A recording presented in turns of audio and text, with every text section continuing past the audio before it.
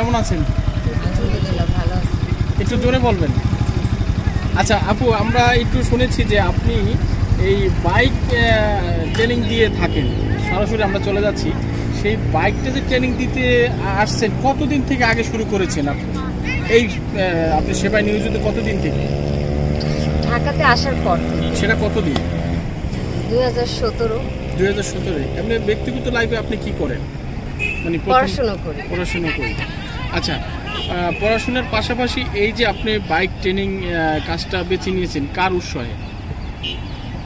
এটা মূলত আমি আমার আর্নিং সোর্স থেকে নিছি। আমার ফিনান্সিয়াল প্রবলেম ছিল, আমি ভাবলাম যে আমি বাইকটা পারি। অনেককে দেখি যে শিখায়, আর অনেক মেয়ে দেখি আগ্রহী বাইক শিখতে, কিন্তু এরকম মেয়ে ট্রেনার পায় না। আচ্ছা, তা আমি ভাবলাম যে আমি হয়তো নিজেরও কিছু ইনকাম হবে, আর পাশাপাশি মেয়েদেরকে হেল্প করা হবে, সেবা দেওয়া হবে।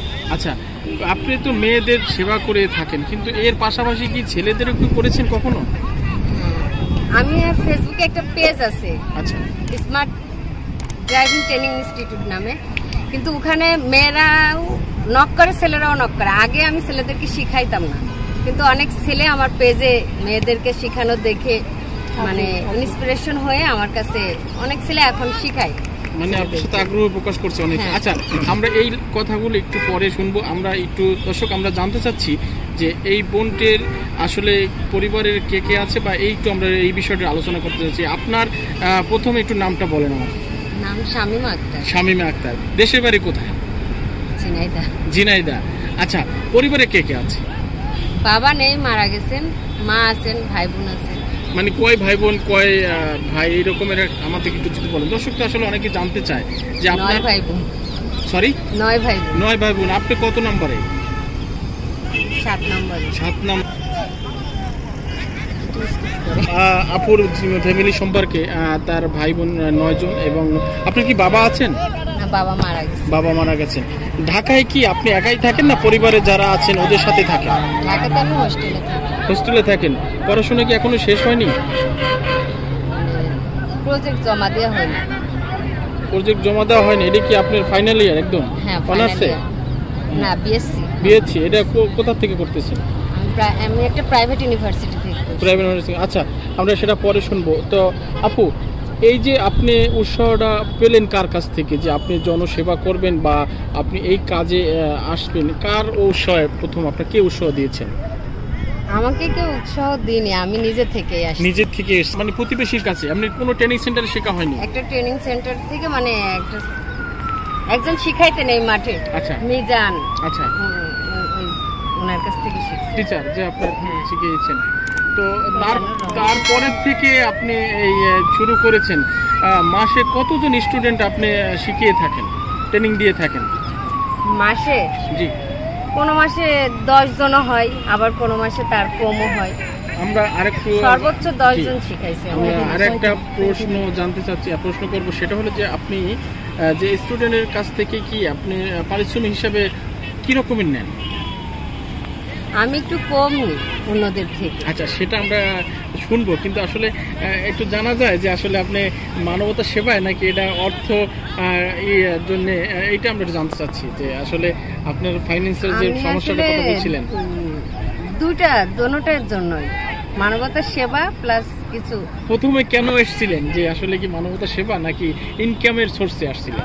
মানুষ আসে না, প্রত্যেকটা মানুষের কিন্তু পরিকল্পনা থাকে।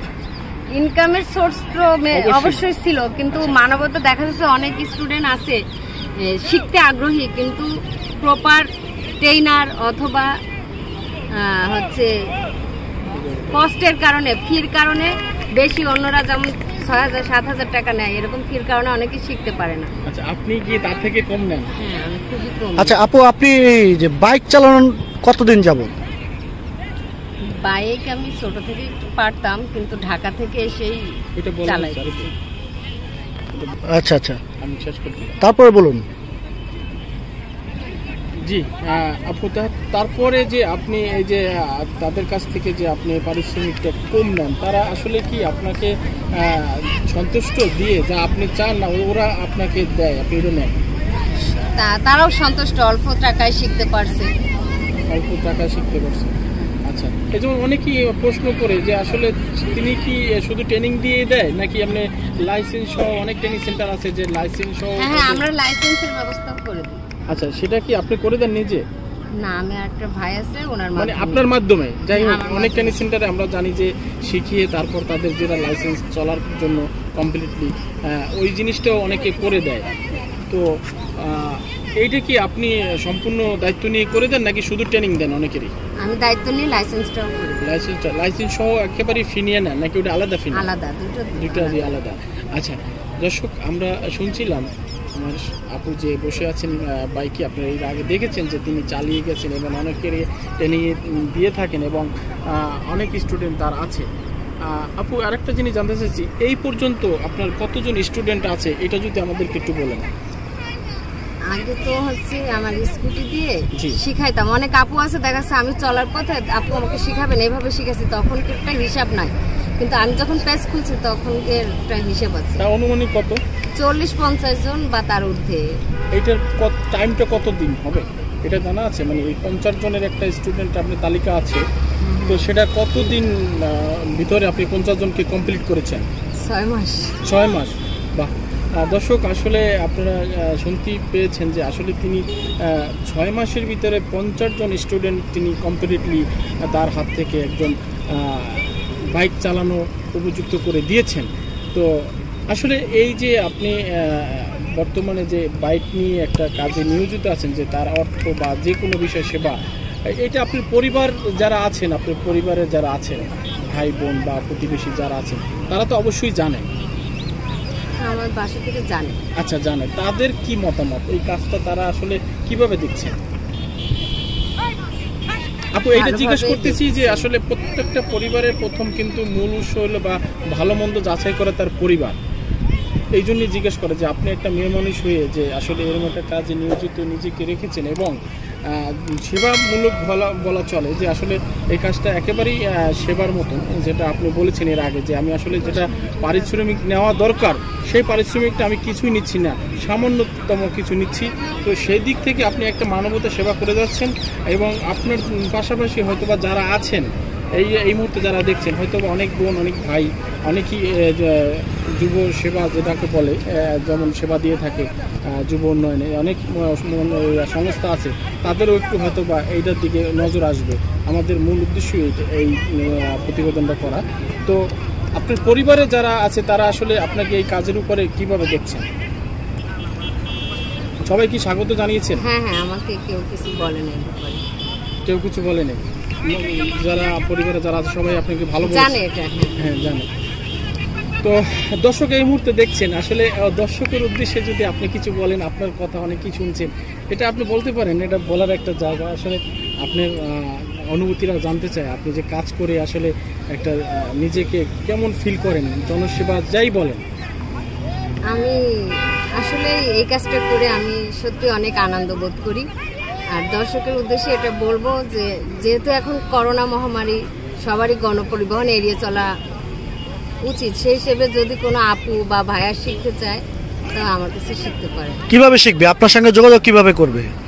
আমার পেজে আমার ফোন নাম্বার দেওয়া আছে। আপনার পেজের নাম কি? Smart driving training institute. ফেসবুকে সার্চ দিলে এই নামে আমার পেজটা পেয়ে এই নামে ফেসবুকে সার্চ দিলে আপনাকে পাওয়া যাবে? জি। যে সেখানে কি আপনার নাম্বারটা দেওয়া আছে? হ্যাঁ, আমার নাম্বারটা আছে। আচ্ছা, এছাড়া কি আপনি আপনার নাম্বারটা আমাদের এই ভিডিওতে দিতে চাচ্ছেন?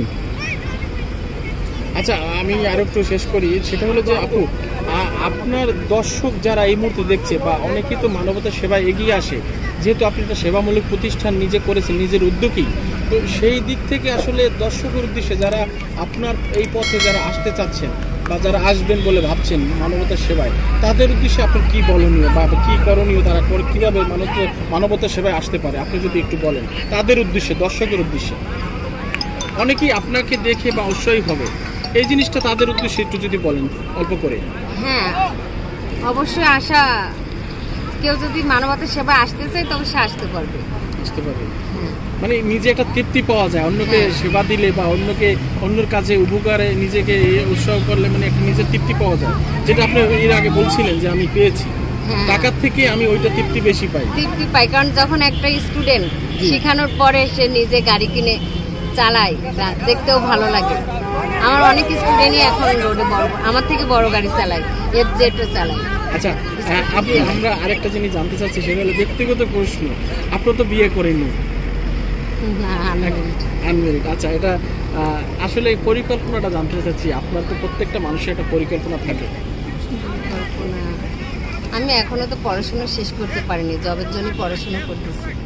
আচ্ছা, পড়াশোনা শেষে হয়তো বা একটা পারিবারিক মাধ্যম হোক, নিজের পছন্দ হোক, মানে একটা চিন্তা ভাবনা আছে, তাই না? আচ্ছা দর্শক, আমরা আপুর কাছ থেকে বিদায় নেব। আসলে এর আগে শুনছিলেন আমরা অল্প করে তার মতামত বা তিনি যে কাজে আছেন সে সব কিছু আমরা অল্প করে হলো আমরা শুনেছি আপুর কাছ থেকে। দর্শক, আজকে আমরা বিদায় নেব, সে পর্যন্ত সবাই ভালো থাকবেন। জি, আপু জানি কি বলতে চেয়েছেন আমরা অবশ্যই শুনবো। শুনেন, এখানে আমাকে আসতে মানে এই জায়গায় অনেক কষ্ট হয়েছে, গাড়িটা কিনা, টাকা গুছায় এক জায়গায় করা। আচ্ছা, ওইটাই তো আমি জানতে চেয়েছিলাম, মাঝখানে আপনি বলেন নাই যে যেহেতু গাড়িটা কিভাবে কিনেছেন বা কে টাকা দিয়েছে, এই জিনিসটা জানতে চেয়েছিলাম, যদি একটু বলেন আসলে কিভাবে। গাড়িটা তো যে সেমিস্টার ফি দিত, ওখান থেকে জমায়ে গাড়িটা কিনছি, কিন্তু কিস্তিতে কিনা ছিল গাড়ি। মানে আপনি কিস্তিতে নিয়েছেন? কত টাকা ডোনেশন দিতে হয়েছে? প্রথম ডাউন পেমেন্ট কত টাকা দিয়ে? 3 মাসে শোধ করে দিয়েছিলাম। 3 মাসে? প্রথম কত টাকা দিয়ে নিয়েছিলেন?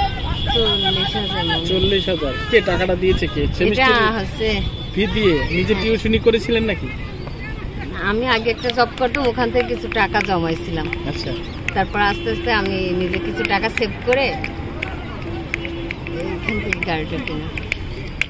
দর্শক, আমরা শুনছিলাম আপুর কাছ থেকে তার জীবনে যে বর্তমানে যে পজিশন আছে এই সম্পর্কে তার সবকিছুই আমরা অল্প করে জেনেছি। তো দর্শক, আমরা পরবর্তী প্রোগ্রামে জানবো আসলে আপুর পরিকল্পনা এই বিষয়ে। আমার একটা ট্রেনিং সেন্টার দেওয়ার ইচ্ছা আছে। আচ্ছা, আমরা সেটা পরেই শুনবো।